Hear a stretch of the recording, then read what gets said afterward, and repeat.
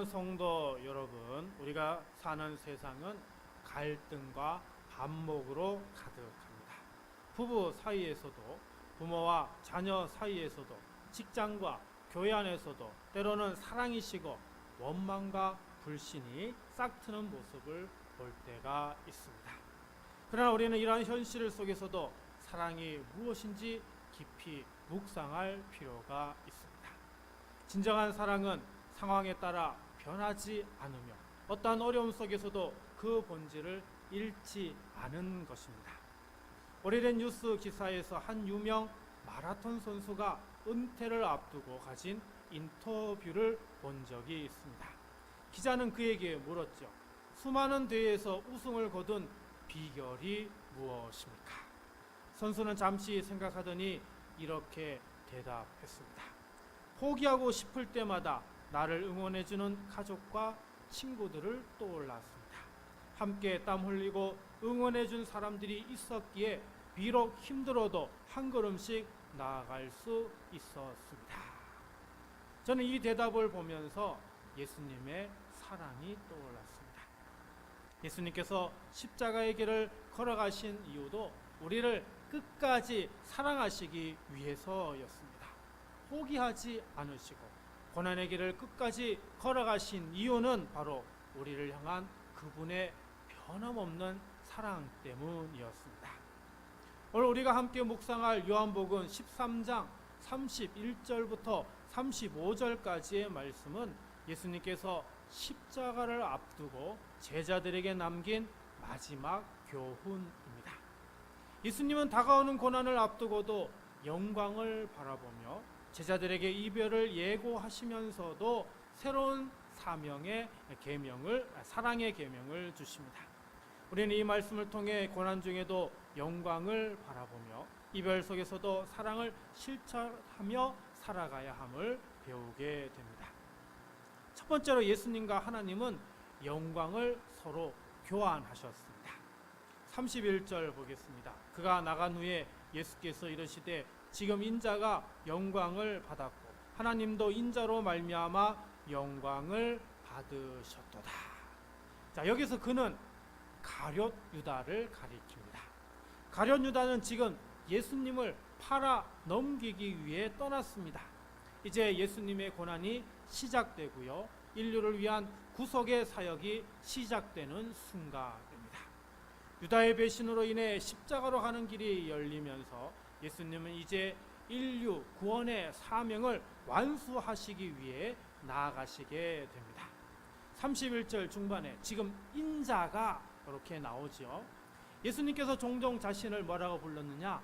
인자라 이렇게 부르셨습니다. 헬라어로 인자는 휘오스, 토, 안트로포우인데요. 하나님의 아들이자 동시에 사람의 아들임을 확증하는 그 아주 강조하는 그런 표현입니다. 즉 예수님은 완전한 신성과 완전한 인성을 동시에 가지신 분으로 우리의 죄를 짊어지시기에 우리의 죄를 대신 짊어지시고 십자가에 달려 돌아가시기에 가장 완벽한 분임을 표현하고 있습니다. 다시 31절 보면은 지금 인자가 영광을 받았고, 영광 헬라어로 독사라고 읽는 단어입니다. 독이 있는 뱀을 말하는 게 아니고요. 헬라어의 뜻은 명예, 찬양, 존경을 담고 있는 단어입니다. 하지만 예수님께서 말씀하신 영광은 세상의 승리와는 본질적으로 다릅니다. 보통 우리는 영광을 승리와 성공의 상징으로 생각하는데요. 하지만 예수님께서 말씀하신 이 영광은 십자가의 죽음을 의미합니다.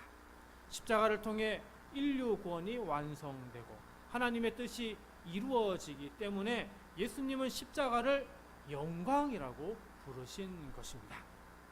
그래서 종교개혁자 깔뱅은 이 구절을 십자가의 역설적 영광이라 이렇게 표현했습니다.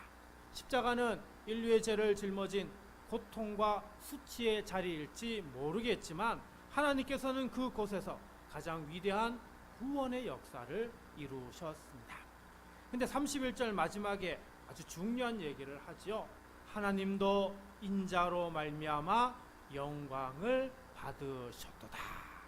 자, 하나님께서 영광을 받으셨다 말씀하고 있습니다. 근데 하나님께서 영광을 받으신 배경은 바로 누구를 말미암아? 인자로 말미암아라는 거지요. 이것은 예수님의 순종과 십자가의 죽음을 통해 하나님의 구원 계획이 이루어졌기 때문에 하나님께서도 어떻게 해요? 영광을 받으셨다라는 뜻입니다. 그래서 초대 교부 아우구스티누스는 하나님의 영광은 바로 인자이신 예수 그리스도를 통해 완성된다라고 그렇게 얘기했습니다. 이는 예수님이 아니고는 그 어떤 누구도 하나님께 영광을 돌릴 수 없다라는 뜻이 됩니다. 그렇습니다. 예수님만이 하나님께서 영광을 받으시게 한 유일한 분이십니다. 예수님만이 하나님이 주신 사명을 완수하셨습니다. 예수님만이 하나님의 아들로서 십자가에 달려 죽으심으로 인류를 구원하시고 하나님의 영광을 드러내셨습니다. 그러므로 예수님을 통해 하나님께서도 영광 받으셨음을 우리는 분명히 알고 믿어야 합니다. 사랑하는 성도 여러분, 우리 인생에도 실패와 낙심이 있을 때가 있습니다. 신앙생활이 때로는 고난과 고통의 길처럼 느껴질 때가 있습니다. 사도 바울도 로마서 8장 18절에서 이렇게 고백합니다. 현재의 고난은 장차 우리에게 나타날 영광과 비교할 수 없다. 사도 바울에게도 온갖 시련과 아픔, 고난, 고통이 있었습니다. 죽음까지도 몰려가는 그런 위협 속에서도 이 모든 고난을 장차 올 하나님의 영광과 비교할 수 없다며 그 고난을 인내하며 살아갔습니다. 우리가 주님의 길을 걸어갈 때 어려움과 아픔 속에서도 그 길 끝에 하나님의 영광을 있음을 믿어야 합니다. 예수님처럼 우리의 고난도 하나님의 영광으로 바뀔 수 있음을 믿고 낙심하지 말고 믿음으로 나아가는 그런 저와 우리 모두가 되시기를 주님의 이름으로 축복합니다. 계속해서 32절입니다. 만일 하나님이 그로 말미암아 영광을 받으셨으면 하나님도 자기로 말미암아 그에게 영광을 주시리니 곧 주시리라. 자, 예수님께서 십자가의 고난을 통해 하나님께 영광을 돌리셨습니다. 그래서 32절 앞부분의 말씀, 만일 하나님이 그로 말미암아 영광을 받으셨으면 이라는 이 말씀의 전제는 타당하다고 볼 수 있겠죠. 그리고 이어지는 구절에서 중요한 선언을 하십니다. 하나님도 자기로 말미암아 그에게 영광을 주시리라. 하나님도 자기 자신으로 말미암아 그 예수님에게, 하나님의 아들이신 예수 그리스도에게 영광을 주실 것이다. 이렇게 말씀하고 있습니다. 자, 이제 하나님께서도 예수님에게 어떻게 해요? 영광을 돌리실 것이라고 지금 선언하고 있습니다. 예수님의 십자가 죽음 이후에 영광을 말하는 겁니다. 여러분, 십자가 이후의 영광이라면 무엇을 얘기합니까? 부활과 승천을 이야기를 합니다. 예수님께서는 죽음에서 다시 살아나실 것이고 하늘로 승천하셔서 하나님 보좌 우편에 앉으실 거라는 말씀을 얘기해 주고 있는 겁니다. 예수님의 부활과 승천은 그분이 진정한 승리자이심을 증명합니다. 또한 하나님께서는 예수님을 통해 우리에게도 부활과 영생의 소망을 주고 계심을 말씀하고 있습니다. 그리고 마지막에 뭐라고 표현합니까? 곧 주시리라 이렇게 말씀합니다. 여기에서 곧이라는 표현은 임박하였다, 가장 가까이 다가왔다는 말입니다. 예수님의 죽음 이후 오래지 않아 예수님은 부활하실 것이고 하늘로 승천하실 것을 선언하고 계신 것이죠. 그러므로 사랑하는 성도 여러분, 예수님을 믿고 따르는 우리는 이 부활과 영광의 약속 안에 살아야 합니다. 현재의 삶이 비록 힘들고 어려울지라도 부활의 주님을 바라보며 믿음으로 나아가는 그런 우리의 믿음의 삶이 되어야 하는 것입니다. 십자가의 영광을 믿고 주님의 길을 끝까지 걸어가는 믿음의 성도들이 되시기를 주님의 이름으로 간절히 축복합니다. 두 번째로 예수님께서는 제자들과의 이별을 예고하십니다. 예수님은 십자가의 길을 앞두고 제자들에게 중요한 진리를 가르치십니다. 그러나 제자들은 여전히 예수님과의 이별을 전혀 예상하지 못했습니다. 그들은 예수님께서 이스라엘의 왕으로 등극하셔서 이스라엘을 로마의 압제에서 해방시켜 줄 것이라는 이런 기대를 가지고 있었습니다. 그래서 예수님께서 말씀하신 이별은 제자들에게 너무나 큰 충격이었습니다. 33절 볼까요? 작은 자들아, 내가 아직 잠시 너희와 함께 있겠노라. 너희가 나를 찾을 것이나 일찍이 내가 유대인들에게 너희는 내가 가는 곳에 올 수 없다고 말한 것과 같이 지금 너희에게도 이르노라. 예수님께서 제자들을 향해 뭐라고 부릅니까? 작은 자들아 라고 부릅니다. 헬라어 단어를 보니까요, 테크니아라는 단어입니다. 부모가 자녀를 애정어린 시선으로 부를 때 사용되는 단어입니다. 마치 어미닭이 병아리를 날개로 감싸듯 예수님께서는 제자들을 사랑으로 돌보시며 위로하고 계심을 표현하고 있는 것이 바로 작은 자들아 라는 단어입니다. 예수님께 제자들은 아직 너무나 작은 자들이었습니다. 아직 그냥 남겨두기에는 너무나 연약한 존재들이었습니다. 예수님이 없으면 아무것도 할 수 없는 그런 존재들이었습니다. 실제로 예수님이 잡혀가시고 십자가에 달리셨을 때 제자들은 어떻게 합니까? 두려움에 사로잡혀 뿔뿔이 흩어지고 말았습니다. 로마 병사들과 유대 지도자들이 두려워 문을 걸어 잠그고 숨어 있었던 이들이 바로 제자들이었습니다. 내가 아직 잠시 너희와 함께 있겠노라. 이 말씀은 제자들에게 심리적 준비를 시켜주시는 말씀입니다. 예수님께서는 갑작스러운 이별로 제자들이 당황하지 않도록 미리 철저히 알려주심으로 제자들의 마음의 준비를 할 수 있도록 하여 주시죠. 이별은 언제나 아픔을 동반합니다. 사랑하는 가족, 친구, 신앙의 동력자와 헤어지는 것은 정말 쉬운 일이 아닙니다. 저 역시 가장 힘들었던 순간을 기억하면 저의 사랑하는 친할아버지, 친할머니를 이제 떠나보냈던 일입니다. 하지만 예수님은 제자들을 향해 이렇게 말씀하십니다. 내가 너희와 잠시 더 함께 있겠다. 이 말 속에는 제자들을 향한 예수님의 깊은 사랑이 담겨져 있습니다. 예수님은 갑작스럽게 떠나시기보다는 제자들에게 마음의 준비를 할 수 있는 그런 시간을 허락하여 주신 것이죠. 예수님은 이어서 말씀하십니다. 너희가 나를 찾을 것이나. 예수님의 죽음 이후 제자들은 예수님을 찾고 또 찾게 됩니다. 부활하신 후에도 제자들은 그분을 직접 만나기 전까지 혼란과 두려움에 휩싸여 있었습니다. 예수님이 없는 현실이 너무도 낯설었기 때문입니다. 일찍이 내가 유대인들에게 너희는 내가 가는 곳에 올 수 없다고 말한 것과 같이 지금 너희에게도 이르노라. 예수님께서 가시는 곳은 십자가의 길을 지나 죽음을 넘어 부활로 가는 그런 길입니다. 이 길은 그 어떤 누구도 갈 수 없는 길입니다. 예수님의 제자들조차 감당할 수 없는 그런 길이죠. 그러나 제자들은 더 이상 이별을 두려워할 필요가 없게 되었습니다. 왜냐하면 성령님이 오시기 때문입니다. 예수님께서는 제자들이 혼자 남지 않도록 성령님을 약속하여 주셨습니다. 요한복음 14장 16절입니다. 내가 아버지께 구하겠으니 그가 또 다른 보혜사를 너희에게 주사 영원토록 너희와 함께 있게 하리니. 아멘. 예수님은 육체적으로 떠나시지만 성령님을 보내셔서 제자들과 항상 함께 하시겠다고 약속하십니다.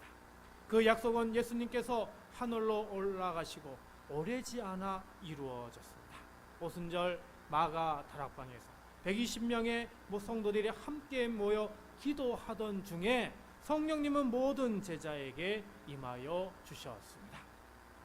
성령님이 임한 모든 제자는 어떻게 바뀝니까? 이제 두려워하지 않습니다. 무서워하지 않습니다. 또 걱정하거나 염려하지 않습니다. 담대한 믿음으로 앞으로 나아가는 것을 볼 수 있습니다. 성령님이 오신다는 이 약속은 오늘날 우리에게도 동일합니다. 성령님은 오늘 우리와 함께하여 주십니다. 우리가 인생의 고난과 어려움 속에서 혼자라고 느낄 때도 성령님은 우리와 동행하시며 우리를 위로해 주시고 우리를 삶의 선한 길로, 안전한 길로 인도하여 주십니다. 그러므로 사랑하는 성도 여러분, 예수님께서 제자들에게 이별을 예고하시면서도 성령님을 통해 여전히 함께 하겠다고 약속하신 이 사실을 우리는 분명히 기억해야 합니다. 이 땅에서 우리의 경험하는 이별과 아픔은 영원하지 않습니다. 우리도 성령님의 도우심을 힘입어 이별의 슬픔을 극복하고 하나님의 사랑 안에 거하는 믿음으로 살아가야 합니다. 예수님의 약속처럼 우리는 결코 홀로 남겨져 있지 않습니다. 지금 바로 이 순간 성령님은 우리와 함께하여 주십니다. 성령 하나님은 우리를 도우시고 우리를 온전한 길로 인도하여 주십니다. 이 놀라운 사실을 믿고 이별 속에서도 주님의 은혜를 바라보며 살아가시기를 주님의 이름으로 축복합니다. 마지막 세 번째로 예수님은 제자들에게 새 계명을 주십니다. 34절 볼까요? 새 계명을 너희에게 주노니 서로 사랑하라. 내가 너희를 사랑한 것 같이 너희도 서로 사랑하라. 자, 여기서 예수님께서 강조하신 것은 바로 새 계명입니다. 예수님께서는 제자들에게 새로운 차원의 사랑을 지금 명령하고 계십니다. 이는 단순히 일반적인 사랑이 아니라 예수님께서 먼저 보여주신 희생적이고 헌신적인 사랑이죠. 바로 이 새 계명이 뭐라고요? 서로 사랑하라입니다. 알렐로스 아가파테라는 이 표현은 제자들 간의 상호적인 사랑을 의미합니다. 이 사랑은 특정한 사람들끼리만 나누는 것을 얘기하는 것이 아니라 공동체 전체가 서로를 존중하고 아끼고 섬기는 것을 의미합니다. 가까운 관계만 국한하는 것이 아니라 누구나 함께 베풀어야 하는 사랑을 의미하죠. 예수님께서는 이 새 계명을 말씀하시기 전에 하신 일이 있습니다. 그것은 바로 제자들의 발을 씻기신 것이죠. 요한복음 13장 14절에서 예수님은 이렇게 말씀하십니다. 내가 주와 또는 선생이 되어 너희 발을 씻겼으니 너희도 서로 발을 씻어주는 것이 옳으니라. 예수님 당시 발을 씻기는 일은 종이나 하인이 하는 일이었습니다. 그러나 예수님께서는 주인이자 선생으로서 제자들의 발을 씻겨주셨습니다. 이 행동은 겸손과 그리고 섬김의 극치를 보여주는 사건이었습니다. 예수님께서 제자들에게 보여주신 이 사랑의 모범은 그저 말로만 사랑한다라고 하는 것이 아니라 구체적인 행동으로 실천하는 사랑이어야 함을 말씀해 주고 있습니다. 예수님을 존경하여 예수님을 그대로 따랐던 사람이 있었습니다. 바로 인도의 간디입니다. 인도에는 수천 년 동안 지배해온 계급 체계가 있습니다.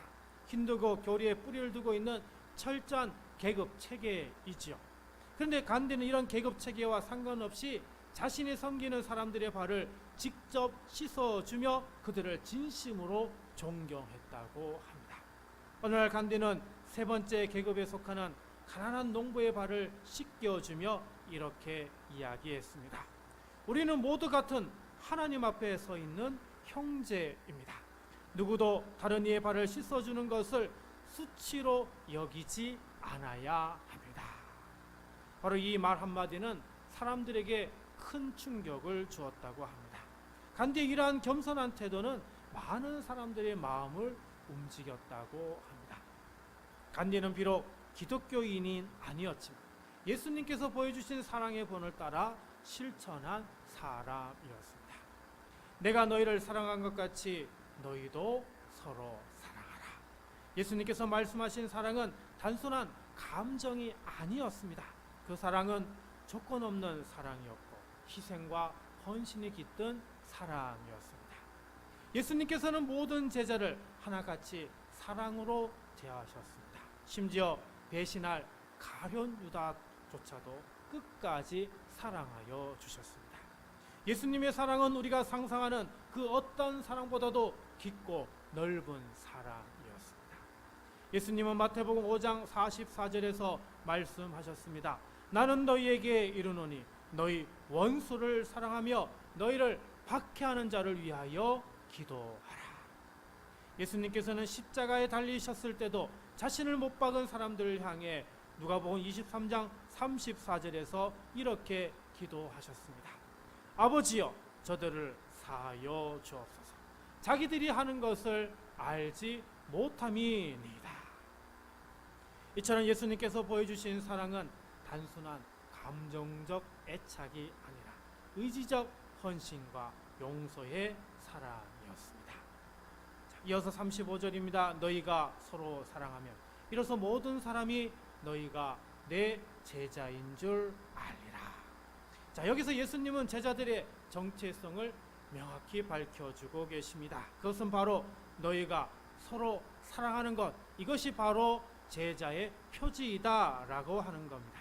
즉 교회에서 높은 직분을 맡거나 성경의 지식이 많다고 해서 예수님의 제자가 되는 것은 아니라는 거죠. 서로 사랑하는 것, 그것이 바로 예수님의 참된 제자가 되는 것입니다. 말씀 보니까 모든 사람이라는 단어가 나오죠. 여기서 모든 사람은 믿는 사람뿐만 아니라 믿지 않는 사람들까지 다 포함하는 단어입니다. 믿는 사람들은 제자들이 서로 어떻게 행동하는지를 볼 것이고, 믿지 않는 사람들도 제자들이 어떻게 살아가는지를 살펴볼 것입니다. 따라서 제자들이 서로 사랑한다면 믿는 사람이든 믿지 않는 사람이든 모든 사람들이 너희가 내 제자인 줄을 분명히 알 수 있게 될 것이다 말씀하고 있습니다. 여러분, 제자의 조건이 뭐라고요? 새 계명을 지키는 겁니다. 새 계명은 뭐라고요? 서로 사랑하는 것입니다. 따라서 제자의 조건은 바로 서로 사랑하는 것이죠.